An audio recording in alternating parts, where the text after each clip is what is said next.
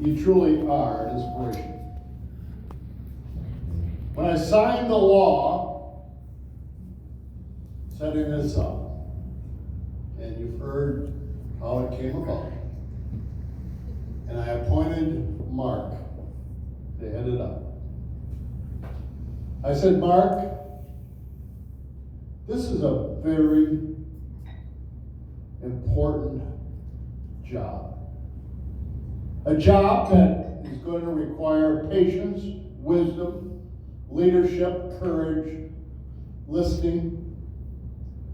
And there's no better person that I know of to kick it off, get it started, and operate it except you. You've been there, you've done it, but I ask you as a friend and as the appointed person, you have to stay a while.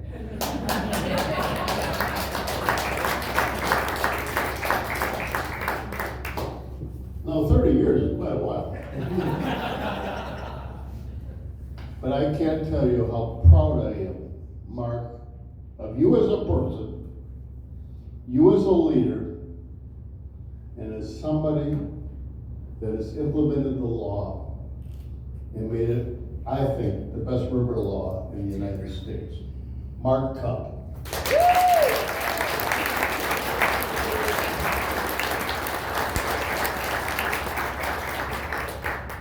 I wanted to talk about Jim Anderson.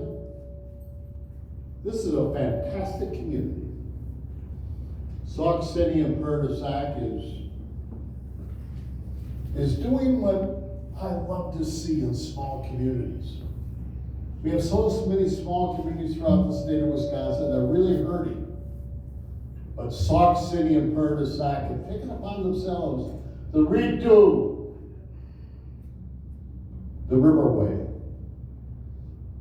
Their hospital, their little 30-bed hospital up here is one of the finest hospitals in the country. I had a knee done there 4 weeks ago. Look at that. People said, why'd you go to Sauk City? I said, because they're the best. 3 weeks ago, I was here out on the river speaking about the new bicycle trail. And I thought, what beauty, what leadership.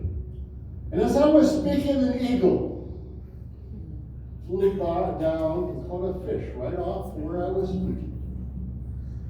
Where else could you see that happen except in this great state we call Wisconsin? And I said, when they open up the Sauk City Trail, the bicycle trail through Badger, up through Devil's Lake State Park, over to Reedsburg, and up to the center of the universe, Elroy.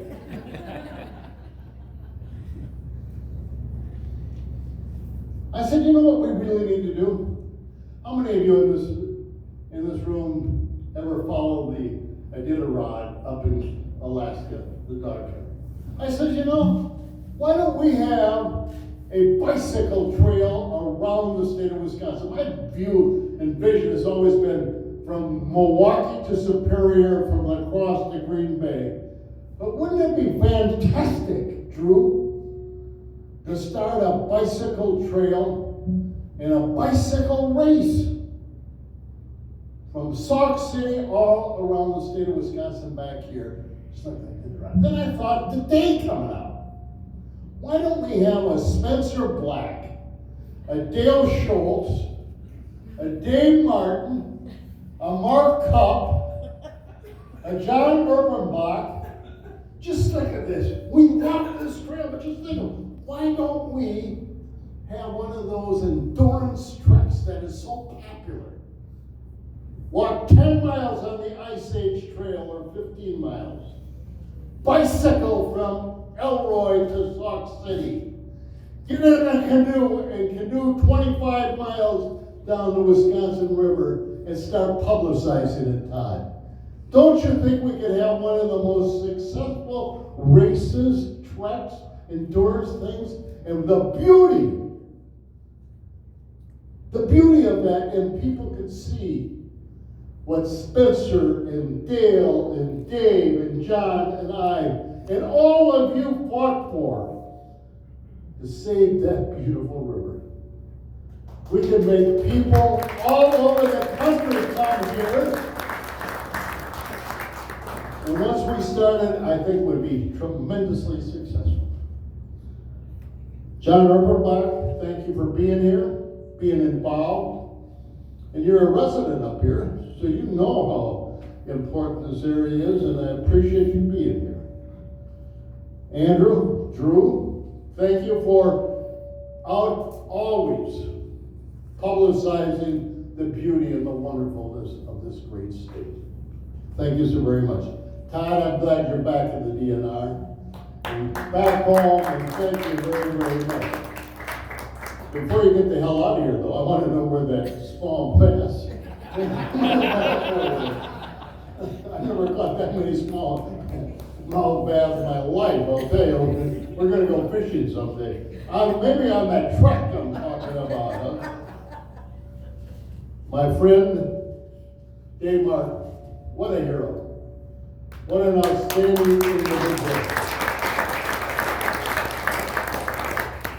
His son is here too, Tom, who's a surveyor, who's an architect with his daughter, Dave's granddaughter and her friend. And Tom is an architect and developed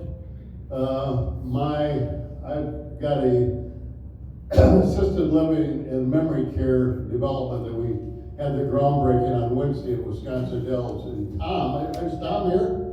Tom drafted the plan. Thank you, Tom, for what you do. Dave, you got a very talented son, a lot smarter and better looking than you, but and then Spencer Black. What do I say about Spencer Black? You know, Spencer Black and I have had more fights than probably any husband and wife in the state. But the truth of the matter is, I like it. And you know, there's an old proverb. You can disagree if you're not disagreeable. And if you like somebody and get along with that person and get things done, isn't that what life is all about?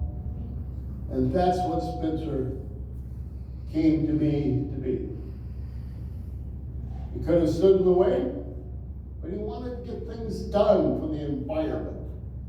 And I applaud him. We got a lot of things done when I was governor and you were in the legislature. You were chairman of the Natural Resources Committee. And we just about got along so well that we passed probably some of the best environmental laws ever. And I signed them into law and Spencer passed them. That shows bipartisan. But isn't that what, you know, I always used to tell people, you know, once you get elected, forget about being a Republican or Democrat. We're here to do the people's business. We can fight like hell on the election, but once it's over, it's time to get something done. And that's where my father always...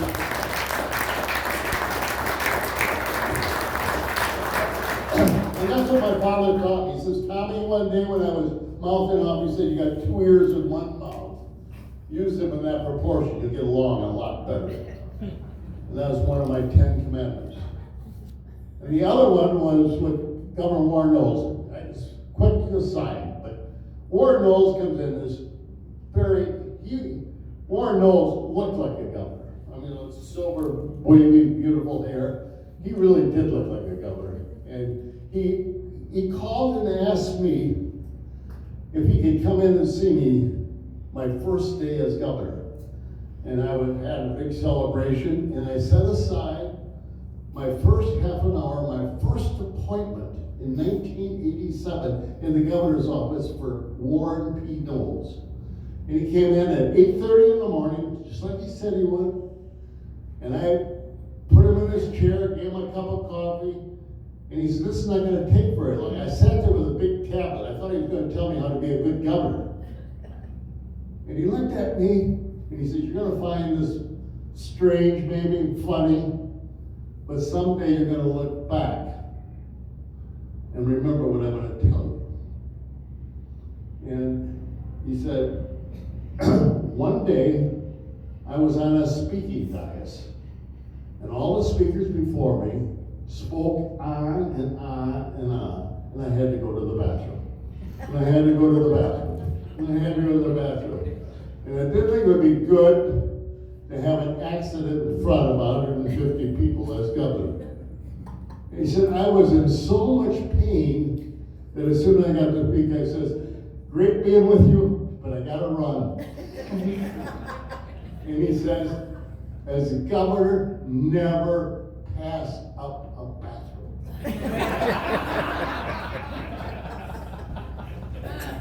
I thought it was crazy, you know. But I'll tell you now, and Dave will attest to this, the older I get, every time I go to the bathroom and get up to speak, which I did before I came in here, I remember the War Knowles rule.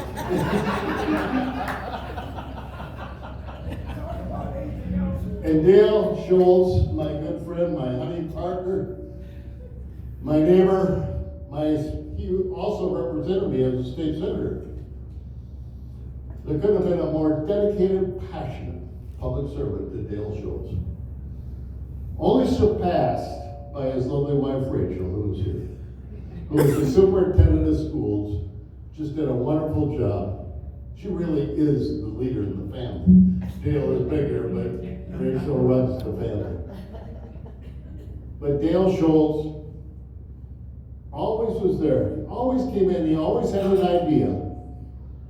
Sometimes he had 10 ideas, one would be good.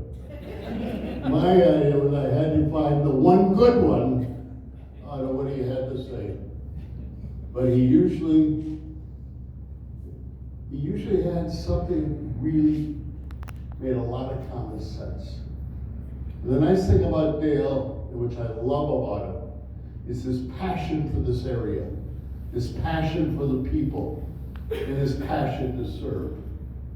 And he got so upset when we became so partisan in Wisconsin, just like they have in Washington, that he went around the state with Tim Cullen, the Democrat, talking about bipartisanship. And I thought, you know, that takes courage, that's a leader, and that's somebody that I'm extremely, extremely proud of. And so, ladies and gentlemen, I think we've got some great public servants here, and I'm really happy to be on the same dais with them. This river, however, was not that easy. We had a lot of organizations that were opposed to us.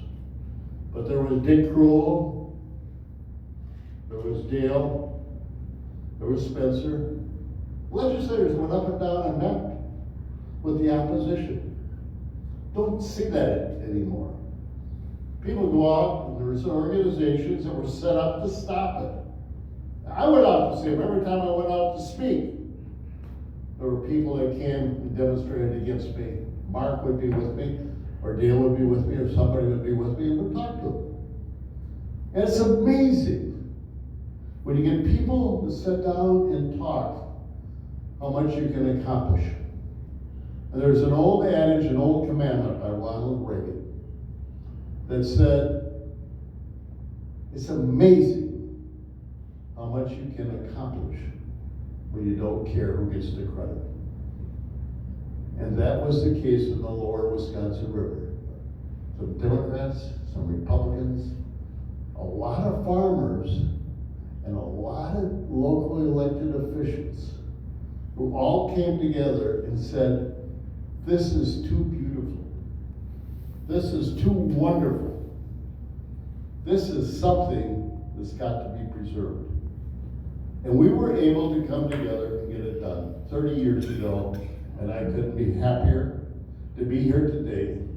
What really makes me excited and happy is to see so many people come that want to celebrate the Wisconsin River. And so, ladies and gentlemen, may the road always rise to meet you. May the wind be always at your back. And may the sun shine warm upon your forehead, and the rains fall soft upon your fields. And until we meet again, may God hold you in the palm of his hand. God love you. God love this great bar cup, the Lower Wisconsin Riverway. God love you. God love the state of Wisconsin, and God love the United States of America. Go Packers.